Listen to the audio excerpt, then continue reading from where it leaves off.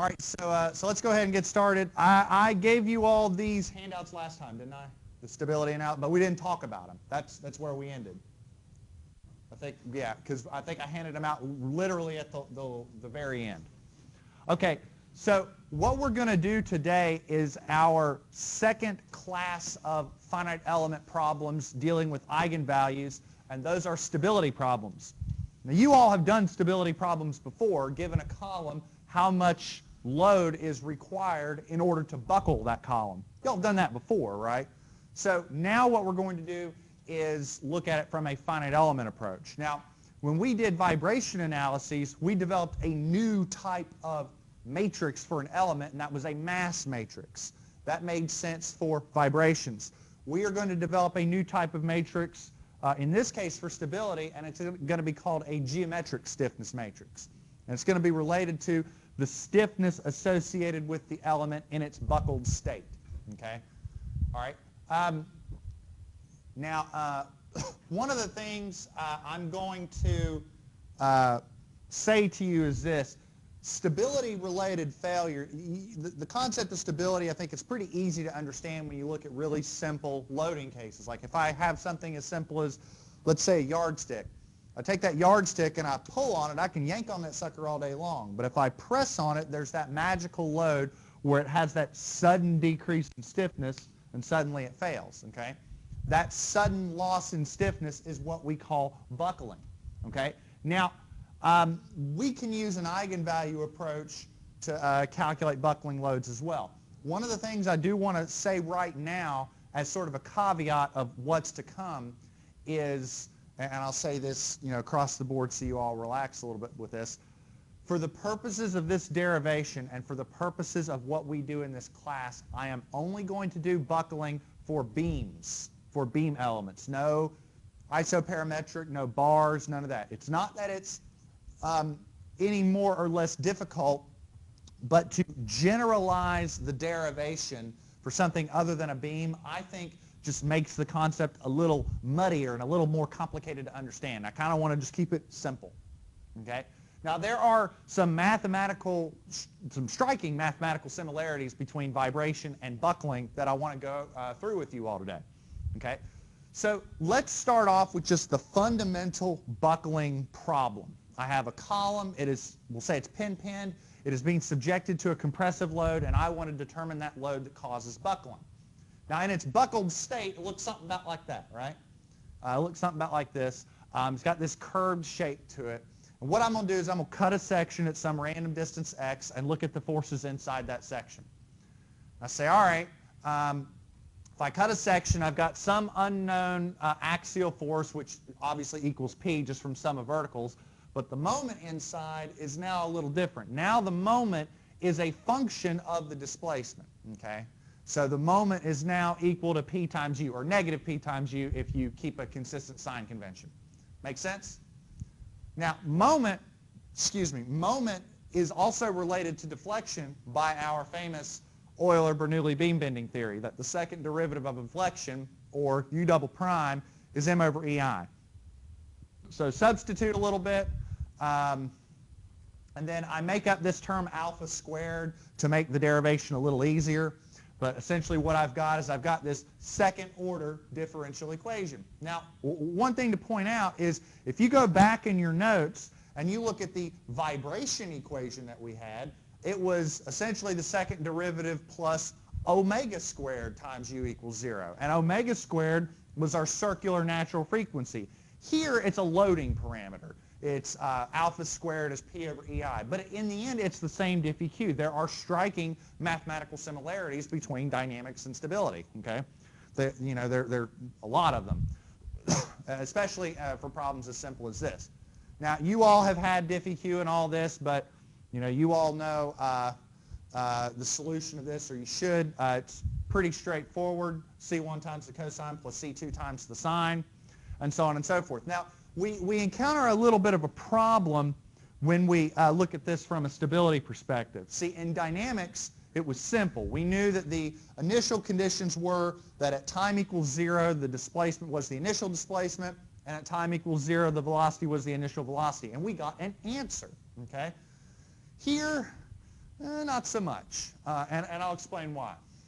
If I go back to my illustration of the deflected column, the buckled column, I defined my buckled shape assuming that the deflection at the very bottom and at the very top was 0. So if I use those boundary conditions to solve for me, go here. If I use those boundary conditions to solve for my unknown constants, I've got the deflection at x equals 0 is 0, and the deflection at x equals L is 0. If I use those boundary conditions, that creates a little bit of a problem. So the first one's simple, okay? So I plug in x equals 0, I get C1 times the cosine of 0, which is 1, and C2 times the sine of 0, which is 0, and that gives me, that's plug and chug, straightforward, easy. The second one's a little bit of a problem because I get that C2 times the sine of alpha L equals 0. Now, if I look at this mathematically, there's a number of things here that could be true. I mean, ignore the physical aspects of the problem. Let's say I just gave you this equation and said, how can this be true? Okay? Well, let's say if I just look at this equation mathematically, what are some ways that it can be true? Well, C2 could be 0, right? But then that doesn't mean anything. Here's my solution for the deflection, and I say that C1 is 0 and C2 is 0, I'm saying it doesn't deflect at all. That doesn't mean anything because obviously it does. Okay? What about L? L could be 0, right? Because then I would be taking the sine of 0, and that's 0, right? Well, that doesn't mean anything. Now the column has no length. Well, that doesn't have any physical meaning whatsoever. Alpha could be 0. But that doesn't have any physical meaning either because alpha is related to the applied load. I'm basically saying the structure has no load on it. So then I go back to that whole 0 product rule. If A times B equals 0, either A equals 0 or B equals 0, right? What about this whole sine term? What I'm getting is that everything else is leading to these trivial solutions, but the sine, maybe that's not so trivial. If I graph the sine function, it looks something about like that, right? You know, sinusoidal wave type function, and it equals 0 at integer increments of pi, right? At, you know, x equals pi, x equals 2 pi, x equals 3 pi, x equals 4 pi. So now what I'm saying is that this term inside the trigonometric function, this alpha times L, has got to equal some integer multiple of pi. You know, 1 pi, 2 pi, 3 pi, whatever. Okay? Make sense? So I can solve for alpha. I can say alpha is n pi over L. I can square that, and I can say n squared pi squared over L squared. But I've already defined what alpha was earlier. Because alpha squared was p over EI. That was that term I made up to make the differential equation a little easier to handle. Make sense? So plug and chug, and now I've got an expression for the load. And this is mathematically, if you ever hear the term bifurcation, this is a classic example in mathematics of what's called a bifurcation. A bifurcation, sort of a strange phenomenon when you first hear about it, but it has striking physical meaning when you think about something like a column buckling. Because basically what a bifurcation means is that the column, if we're talking about columns, the column does not deflect at all. You're applying the load, it doesn't deflect at all, and bam, you reach that magic load and it suddenly deflects. That's what a bifurcation is. You're that magical point where the solutions go like that. What I do. Oh, do not want to start way at the beginning. Unless you all want to start on slide 1. You want to do that? Sorry about that. Ooh, we have been through a lot of material this semester, haven't we? All right. That's good enough. I can find... Okay. Make sense? All right. So now I've got an expression for what the deflection looks like and what the axial load looks like. Now, if I do a little bit of plotting, I can start to investigate really how much these integer values mean. Okay? So if I have n equals 1, keep in mind my deflected shape is some trigonometric function. Okay, if I have n equals 1, I'm going to get a deflected shape that looks something about like this. And plug in n equals 1 here, I get pi squared EI over L squared. Now, if I have n equals 2, what that's going to do inside the trigonometric function is it's going to take the period, it's going to cut it in half. So what happens is you sort of get this double curvature inside the column. Here you'd get this sort of triple curvature that you see here. Make sense? But what's another thing that's happening, though, is not only is our buckled shape, or what we call our mode shape, getting more complex, as we start increasing the mode, what happens is the buckling load gets higher. I mean, think about the yardstick. If I take a yardstick in between my hands and press it like that, does this ever happen? No, that doesn't happen. It would happen if I had, like Corey grabbing it in the center and not letting it move. But if all I have is my hands going like that, that's not the case. Bless you. So it's almost like that whole path of least resistance or lowest energy state. If I take a column and I load it, it's going to buckle, along the path of least resistance. So the buckling load for a simply supported column is, there you go. Make sense? Now, there's a couple other factors that we could consider. What about this? Different boundary conditions. Instead of a simply supported column, what if I made the bottom fixed or make the top free or what have you? That's going to change its response. Okay, so let's look at a different column with different boundary conditions. Here's a fixed free column. Would you agree its buckled state probably looks something about like that? Now, what I'm going to do is I'm going to try and relate what the previous column looks like or looked like to what this column looks like through the use of what's called an effective length factor, K. Okay? So here's what the buckled state of a pin-pin column looks like. I propose to you that K, which I'm calling an effective length factor, is a term that relates the distance between inflection points, and specifically what we're trying to do is get back to a pin-pin column. So for a pin-pin column, I'm saying that the effective length factor is 1. Or in other words, the distance between inflection points on its buckled shape is the same thing as its original length. Now, if I take that same philosophy and apply it to a fixed free column, I've got to extend that buckled shape out to sort of map what's going on. So I propose to you for a fixed free column that K is 2. So get back to that original shape. Okay, so the buckling capacity of a fixed free column is different because its effective length is different. Does that make sense? Specifically, its effective length is twice that of a pin-pin column of the same length. Make sense? Now, here's some K values for some different cases. If it's fixed, K is 0.5, pin-pins, K is 1. If it's fixed pinned, it's not exactly 0.7, but the solution, it's pretty darn close. That's what, advanced stress analysis or mechanics of deformable bodies 2 is all about. So if you're interested in that, I'm teaching that next spring. All right. Everybody good? Okay. Now let's look at this from a finite element perspective. How can we use finite element analysis to approach the buckling problem? Now, one of the things I said earlier, and I sort of want to reiterate, for the purposes of simplifying what we're about to discuss, I am only going to consider beams. No bars, no isoparametric elements, none of that. Everything that we see from here on out is specific to beams. It's not that you can't approach buckling for plates and shells and 3D elements and what have you. It's just to generalize the math that you're about to see. I think you kind of muddy it up a little bit and it gets a little more complicated than necessary. So we're going to stick to beams. Now there's a couple things I do want to cover with you, and they may seem a little odd that I'm talking about the binomial theorem or something like that, but I don't want to throw any magic at you. I really want you to see what we're doing and why we're doing it. Sound good? All right. Now, before we get into the actual math, let me ask how many of you have heard of Pascal's Triangle? You ever heard of Pascal's Triangle? Okay, if you haven't, it's a pretty straightforward structure, and you could start drawing one right now. Basically, the way a Pascal's Triangle works is, and it might seem I'm going, way off on a tangent, but I'm going to make this one little simplification. I really want you to understand why I'm doing it. What you do is you start writing the rows of this triangle, and the algorithm for generating it's pretty simple. Like if I'm looking at this row like 1, 3, 3, 1, how do I generate the next term? Well, I say this term 1 plus 3, it drags down to equal 4. 3 plus 3, add those up, and it comes to equal 6.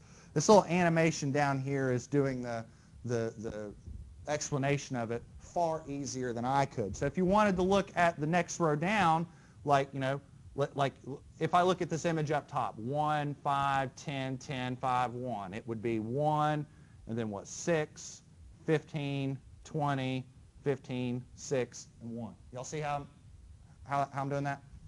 It's got some really nifty applications because it's not that complicated to draw this. Let me show you something.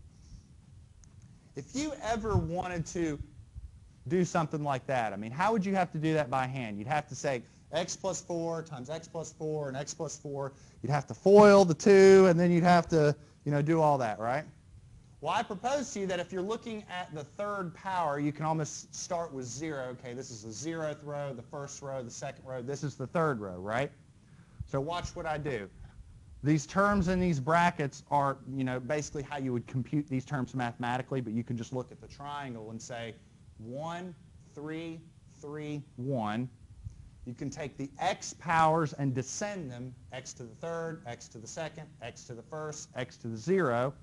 Take the 4 powers and increase them, 4 to the 0, 4 to the first, 4 to the second, 4 to the third. Do some multiplication. Like watch this. 1 times x to the third times 1, x to the third. 3 times x squared times 4, 4 to the first, 12, 12x squared. 3 x to the first, 16, 48x. Bam. You could do this raised to the 8th actually really quickly, So it's got pretty nifty applications just off the side of finite elements. Does anybody know about that? Well, now you learned something besides finite elements. The reason why I'm bringing this up is I'm going to pull a little bit of a magic act here in a little bit, and I wanted you to see where I'm coming up with this. Now, this isn't a math class. So I'm not, going to start generalizing this and getting into the nitty-gritty behind this. I mean, you all might cover stuff like this in advanced engineering analysis with Dr. Hijazi, or 1 or 2 or whatever. You might cover that in there.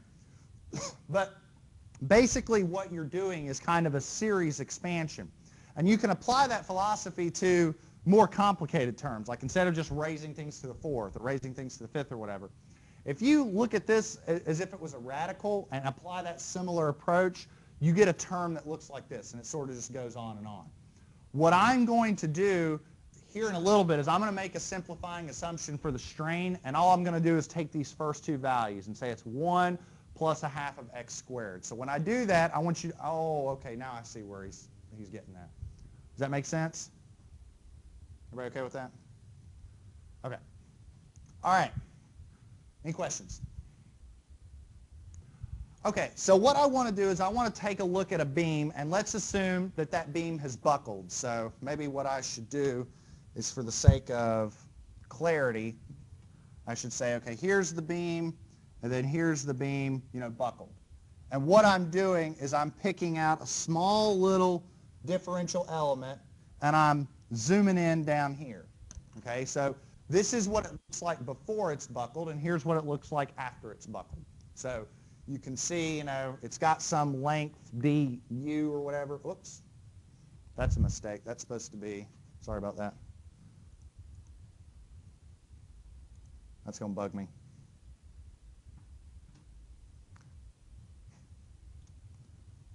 That is supposed to be dx. Sorry about that. I'm allowed every now and then. Okay, so it's got some length dx, okay? And before and after the buckle, it deflects some. So I'll say on the left it deflects some distance to u, and on the right it deflects some distance u plus du, some differential increase. So if I sort of look at this, right triangle right here, I'd get something that looks like this, right? Pythagorean theorem tells me that this squared, this hypotenuse squared equals that squared plus that squared, right? Make sense? All right. Expand that out. So I see, all right, what do we got going on? ds squared equals this. I'm going to divide both sides by x squared to achieve this term. Now, if I'm trying to determine this derivative, I've got to take the square root of that. There's that binomial expansion where I get all this stuff, and all I'm going to do is take these terms right here. So you see how I'm trying to not pull the wool over your eyes. I'm taking that for a very specific reason. Make sense? Okay. All right. Now, to calculate strain, because we're ultimately going to try and do an energy-based approach, we need strain energy.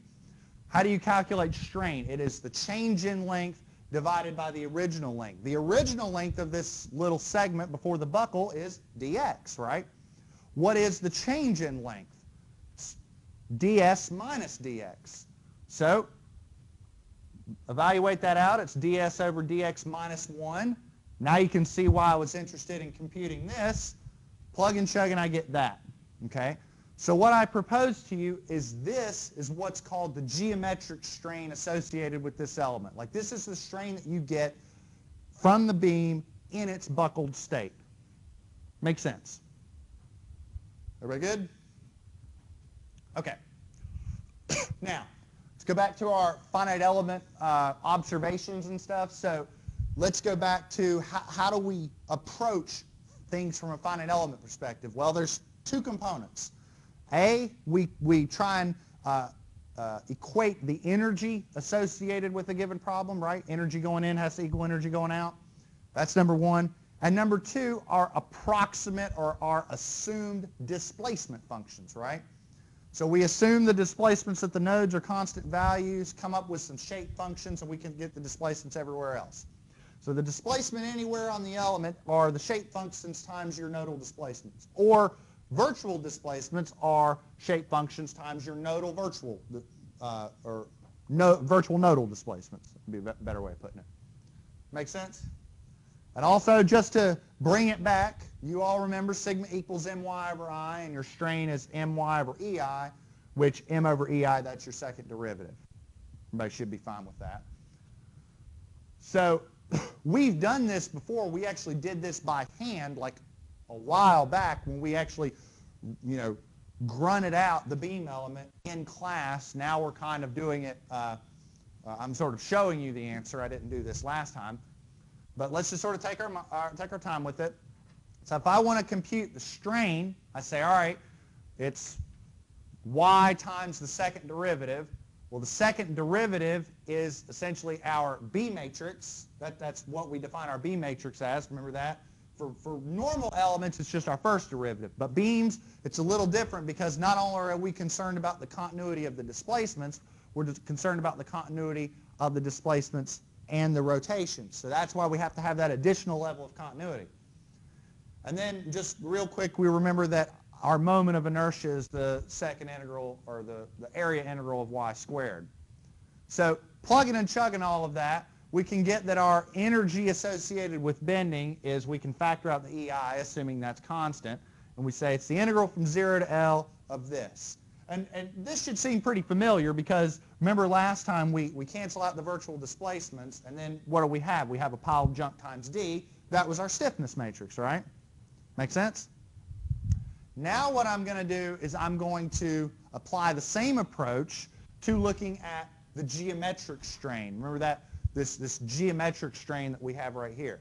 So how do we, again, going back to geometric strain, we say it's the change in length divided by the original length.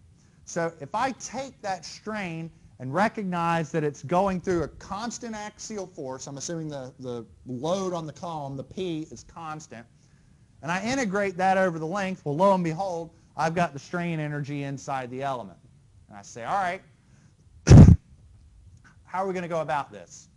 Well, the geometric strain, we've already determined that was a half times the first derivative squared. So because we're dealing with first derivatives, now I want to introduce to you a new matrix associated with beams. Remember, our B matrix was the second derivative, right? I'm going to show you what's called a G matrix, which is the first derivative. Okay? Now, one last thing to point out, okay, a couple things.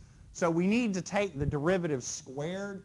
We can't really do that from a vector standpoint, but what we can do is say u transpose times u, because that'll square each individual term. So that's pretty, we can do that pretty straightforwardly. That's number one. Number two, this energy term that you see here is a real energy. Remember, what can we do when we go from real to virtual? That 1/2 kind of goes away, it mysteriously vanishes. Remember that? So now I've got a virtual energy associated with the beam's geometry. It's geometry after it's buckled. Make sense? All right. So set the two energies equal to one another, which is what I got going on here. So keep in mind, for the problem that I'm looking at right now, there are no other external loads other than the load that's causing it to buckle, which we're ultimately going to try and find. There's our total energy in the system, right? And I say, all right, let's take that total energy in the system. Let's factor out those virtual displacements because they're arbitrary. They don't really matter. And lo and behold, now I've got something that's pretty familiar, okay? And notice how this is really similar to the vibration problem we did earlier. A pile of junk times D, that pile of junk is the stiffness matrix. This new term right here, instead of integrating B transpose times B, integrating G transpose times G, that's a tongue twister. This term here, I'm going to call a geometric stiffness matrix, okay? I'll call it K sub G. This is the stiffness matrix associated with the structure after it has undergone that deformed state due to buckling. Make sense? So instead of making you all do that, I just gave them to you, all right? Because, I mean, we have derived the shape functions for a beam before. I've got to believe you can take the first derivative of them to get G. I've got to believe you can take G transpose times G to get a matrix and integrate it from 0 to L.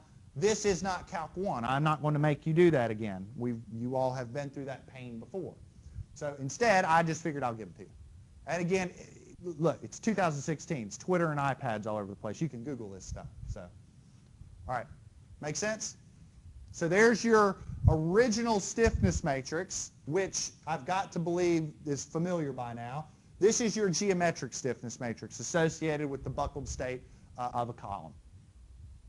Now, as for solving it, it's the same approach as before. To obtain a non-trivial solution, the only non-trivial solution is focused around this determinant, that the determinant of this expression that you see up here equals 0. Lo and behold, same problem we were dealing with before. Now, when we did the vibration problem, really the only two differences were this was omega squared and this was a mass matrix. Because of the mechanics of it, when we calculate our eigenvalue, we're going to get P critical. And unlike vibrations, I mean, granted, we can theoretically compute multiple different types of buckling loads, but for what we do in this class, all we're going to care about is the first eigenvalue. So whatever the first eigenvalue is, that's your buckling load. So I want to look at an example. So we're going to look at this example. We're only going to consider one finite element, so we don't have to worry about assembly or anything on this problem. And E's 29,000, I's 100 inches to the fourth, it's 360 inches long, and I want to know how much force it takes to buckle that column. Now we're going to calculate the theoretical answer, and we're going to calculate the actual answer using finite elements and see how close they are. Sound good? All right, so let's see if we can check this one out together. All right, so beam properties. All right, so we have E. And you all have Excel open, right? If not, go ahead and open it. What is it? 29,000, 100, what was that, 360? Is that what that was?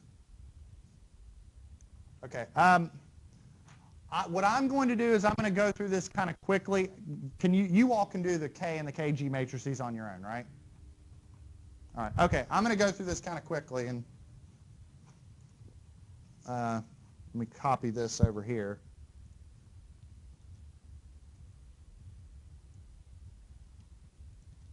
Put that right there. Do that one.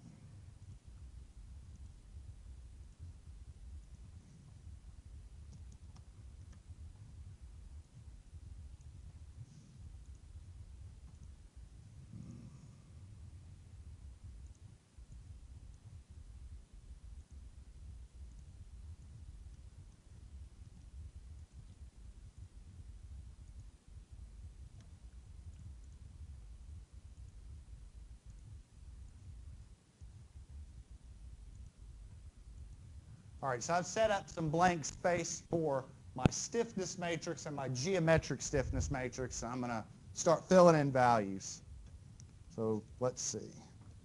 So that original term is E times I divided by L cubed.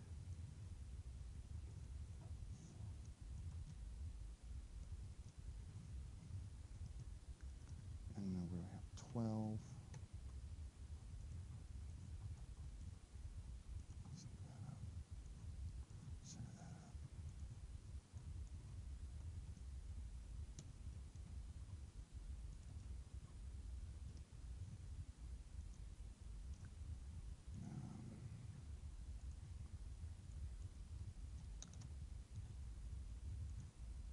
Negative.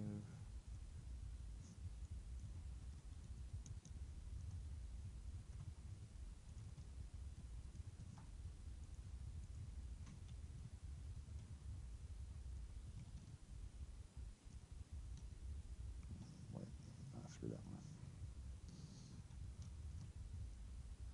And that one's negative 12.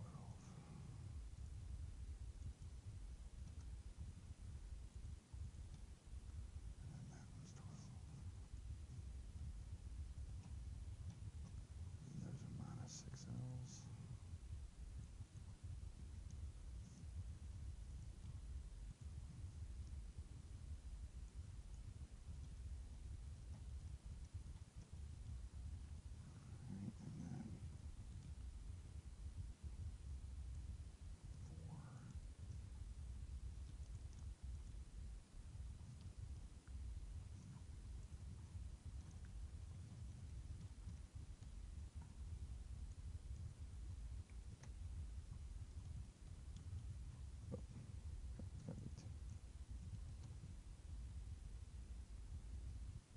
All right, so there's my stiffness matrix.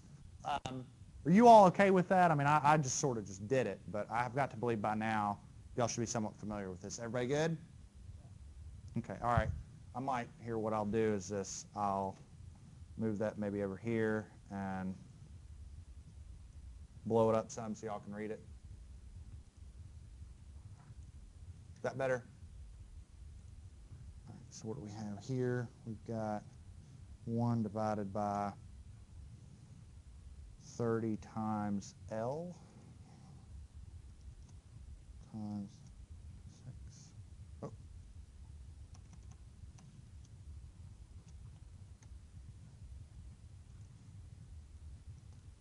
And don't be worried. Your stiffness terms inside your KG matrix will be a lot smaller. That's okay.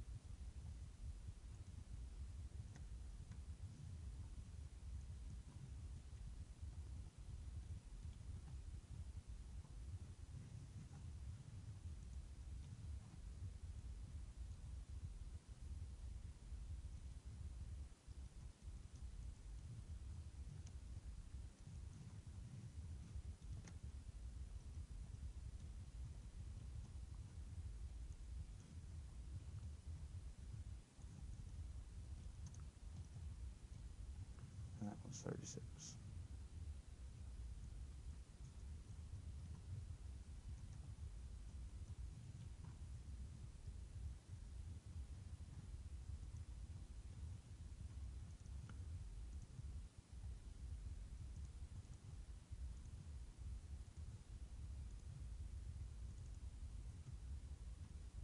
Format the numbers up a little bit, so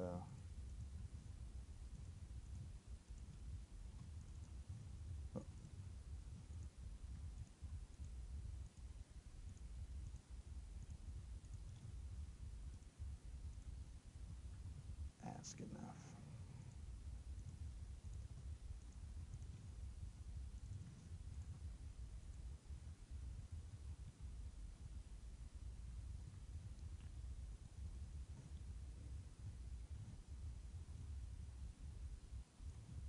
Zoom into that a little bit so y'all can read that.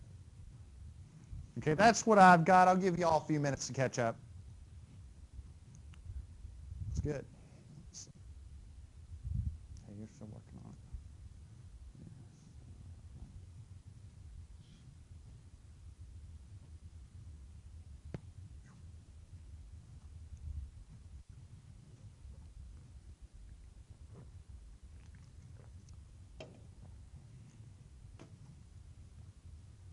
Some of you who might be looking ahead might see that a lot of these numbers that we just entered we probably won't use, but just giving you all practice. Engineers should be experts at Excel. That's my opinion. The more practice you get, the better. I know those of you who are in senior design are probably getting sick of looking at it.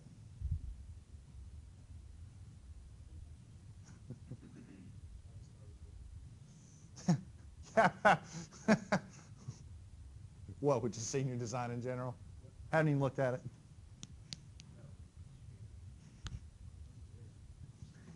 What did you say? I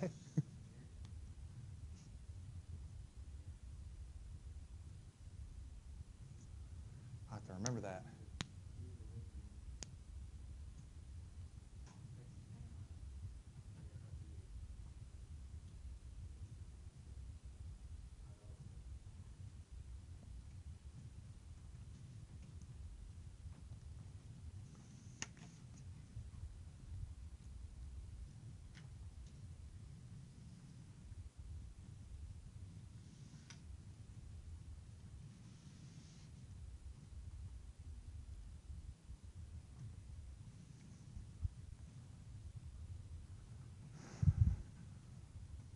Let's see how you all are doing.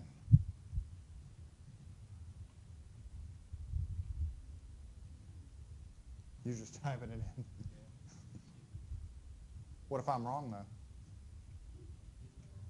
though? That's some faith in your fellow engineer. It's so close to spring break, so I guess I'm being a little lackadaisical as well. And plus, I so rarely get to use that word in a sentence, lackadaisical.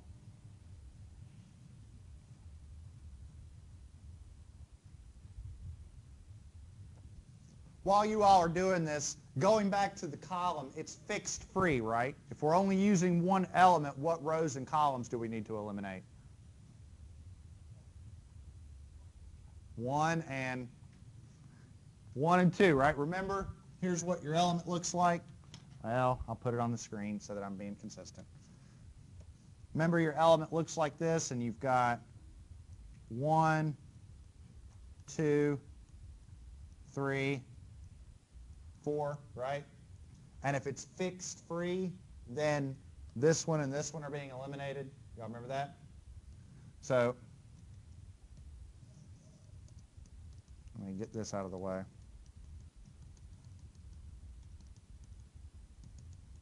So really what you need to be concerned with is this.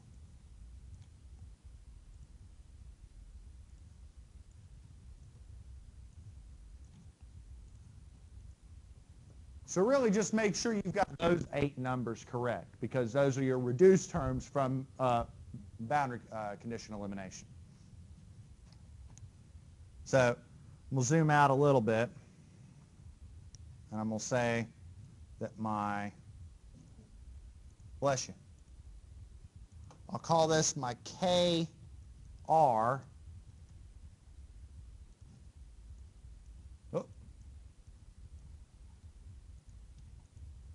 is this,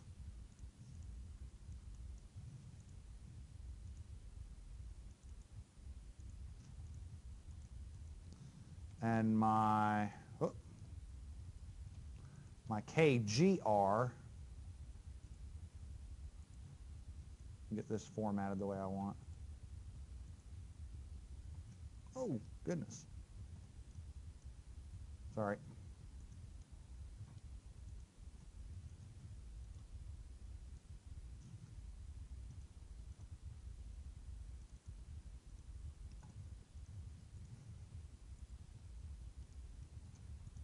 Is that?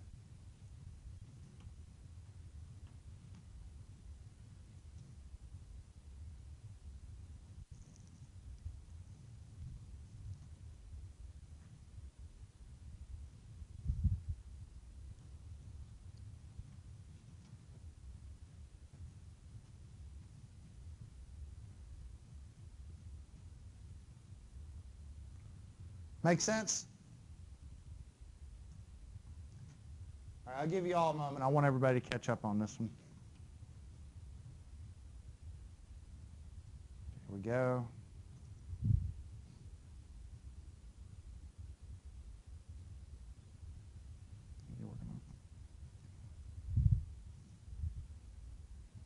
There you go.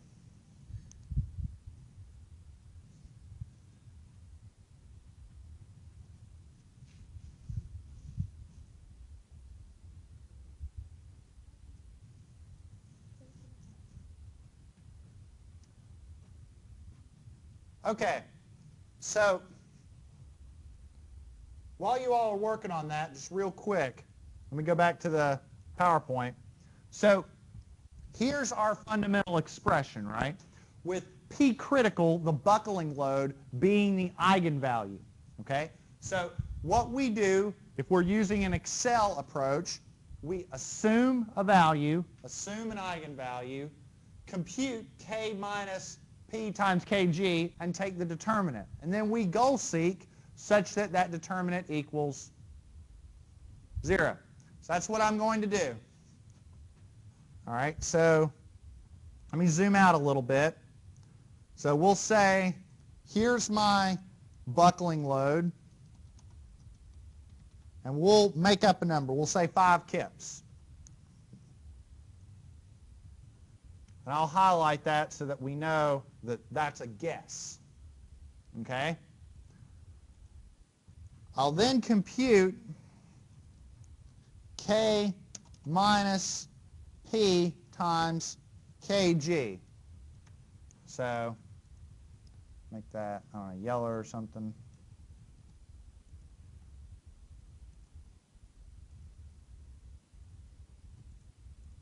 All right, so how do I do that? I take this cell minus that times that cell. So equals that minus that times that. Anything wrong with that formula? If I want to copy and paste that to the other cells, what do I have to do? Got to lock that one in with F4. So, or you can type in the dollar signs if you want. Either one's fine. But your formula ultimately should look like that. All right? And then copy and paste it. And there we go. And then the determinant. And how do we do determinants? M determ, right? Equals M determ. We get that, right? So watch what happens. Watch if I make this 10. What's happening to the determinant? What if I make it 15? The determinant is going down, right?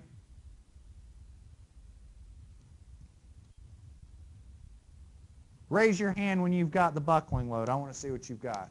I want you all to do the goal seek. Let me know when you get it. First person to get the answer. What's it? 44? Let's see what we get. Data, what if, goal seek, set the determinant equal to 0 by changing that. Okay, I'm getting 55.6. I'll be honest, I don't remember the answer coming in. You got 55.6? Check your values in these matrices, and also check to see that your cell's locked. 55.6? There you go.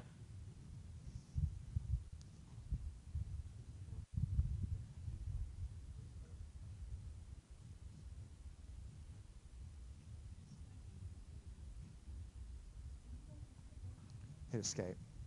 Hit cancel on that. Let me see something.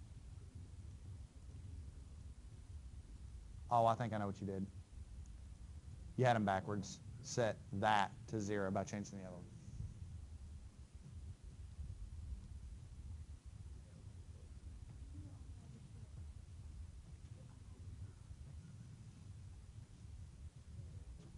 While y'all are doing that, let me pull something up real quick. Actually, let me just, I think it's that one.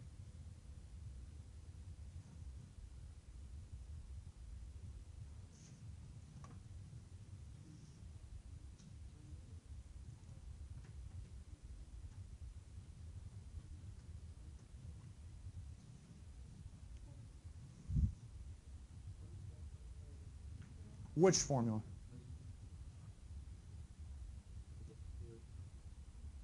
Okay, all right. You've got to, let me pull this up.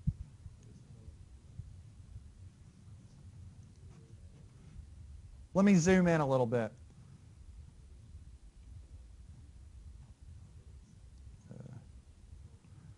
All right, so you're basically saying that it's, remember, it's K minus your buckling load times kg, but you lock in the buckling load.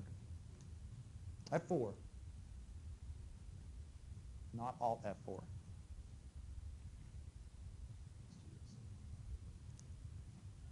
Did you get yours fixed?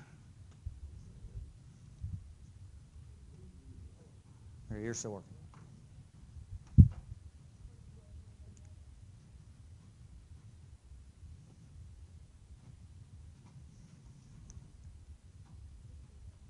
All right. Did you get yours, Shahir? Okay. Okay. While you all are working on this, let me show you something. You all have an Excel sheet in front of you, so you should be able to compute this. Let's look at the theoretical answer.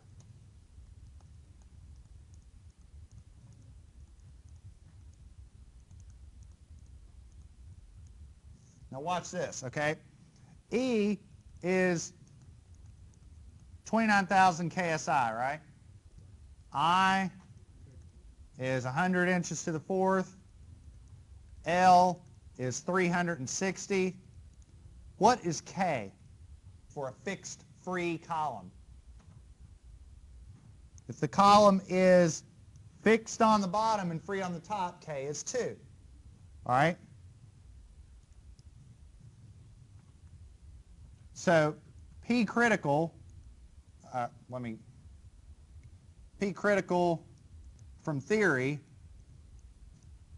remember it's pi squared EI over not L squared, but KL squared, right? So what do we got? We got pi squared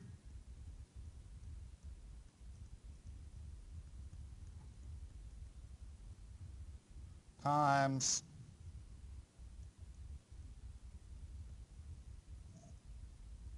and then instead of 360 do 720, right? Does anybody have a calculator? Or you got Excel right in front of you. Remember to do pi in Excel,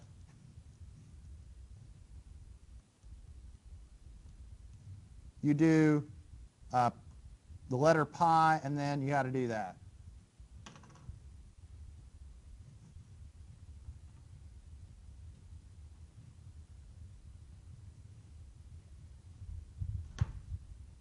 So if you want, here, I'll put this over here on the side in the Excel sheet.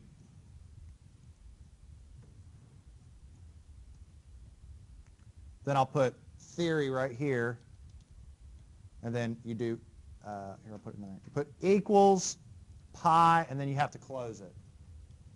So we take pi, we square it, times 29,000 times 100. Then we divide that by 720 squared, right? And look what you get.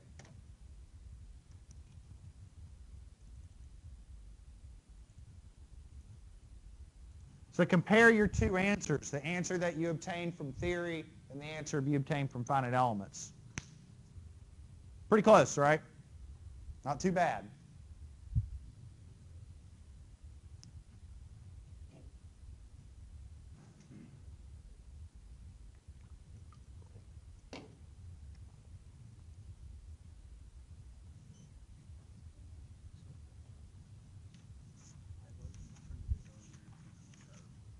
No, you didn't. You got the same. No, that it's so small. I mean, this is all right. That's times 10 to the negative 8. That's so small. Keep in mind, Excel is iterating to get its solution. So if you're a little off here, that's no big deal. This doesn't really matter. This is what matters. And keep in mind, you're talking about buckling of columns. Let's put it like this. If you got 55.62, I wouldn't care, you know. Now, if you got 38.6, then something's wrong. But that's no big deal at all.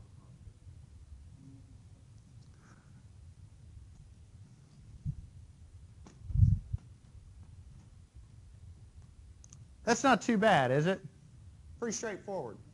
You can use the same philosophy when you use advanced software. And what you'll do is have it run a stability analysis and start checking the eigenvalues.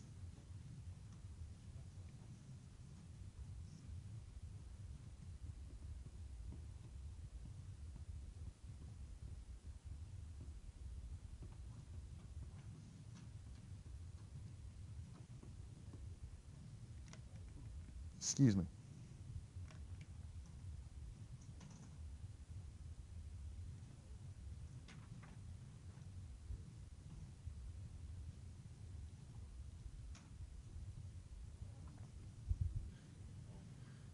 Simple stuff, isn't it? This really is, I don't think this is that bad. All right, let's sort of talk about what's in store, what comes next. Okay, so I'm going to give you all a vibration and stability homework sometime in the next day or so.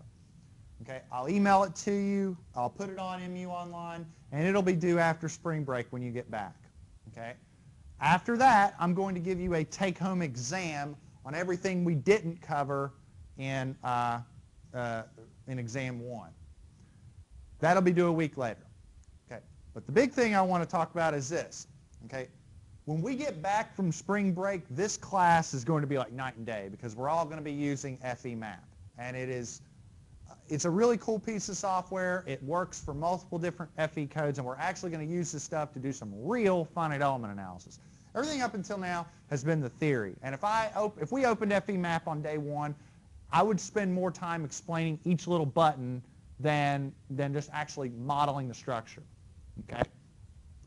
It's on these computers, so if you want to play around with it, that's fine. You know, have fun with it. But we're going to do some interactive stuff with it in the not too distant future. I was hoping that we would finish this example today. We did. As a present, no class on Thursday. All right? So we can meet if you want. Oh, now I hear something. Okay, all right. No class on Thursday. Does that sound fair? You all have a great spring break. Expect an email from me for your homework. And that's all I got. I'll see you all in about a week and a half. Or no, 2 weeks. It would be 2 weeks now, right? Yeah. Yeah, it's 2 weeks. Well, because if we don't have class on Thursday, it's 2 weeks. Yep. All right, so I'll see y'all in 2 weeks. I'm out of here.